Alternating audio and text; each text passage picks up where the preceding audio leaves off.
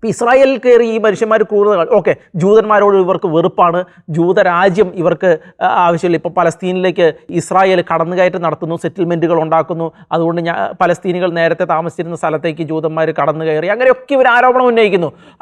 അങ്ങനെയുള്ള ആരോപണത്തിൻ്റെ പേരിലാണ് ഇവർ ജൂതന്മാരോട് അങ്ങനെ ചെയ്തതെന്ന് വിചാരിക്കുക. അപ്പോൾ ഇവർ സിറിയയിലും ഇറാഖിലുള്ള ക്രിസ്ത്യാനികളോട് ഇതേ ക്രൂരത കാണിച്ചത് എന്തിൻ്റെ അടിസ്ഥാനത്തിലാണ്?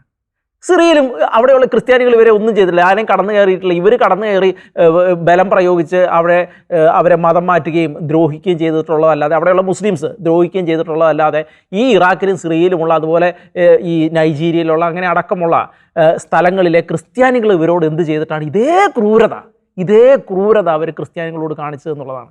അപ്പോൾ അതിന് ന്യായീകരണമില്ല. ജൂതന്മാരോട് മാത്രം ഈ ക്രൂരത കാണിച്ചു എന്ന് പറയുന്നതിൽ ന്യായീകരണമില്ല. ഇത് ഇവരുടെ പൊതു സ്വഭാവമാണ്. ഈ പൊതു സ്വഭാവത്തിൻ്റെ അടിസ്ഥാനത്തിൽ, കാരണം ഇവരുടെ ഇന്നേറ്റായിട്ട് ഇവരുടെ രക്തത്തിൽ, ഇവരുടെ ജീനിൻ്റെ ഉള്ളിൽ കിടക്കുന്ന ക്രൂരതയാണ് ഇവരെ ഇത് ചെയ്യാൻ പ്രേരിപ്പിച്ചത് എന്നുള്ളതാണ്. അതുകൊണ്ടാണ് ഇസ്രായേൽ ഇതുപോലെ ഇവരോട് തിരിച്ചു ചെയ്യുന്നത്.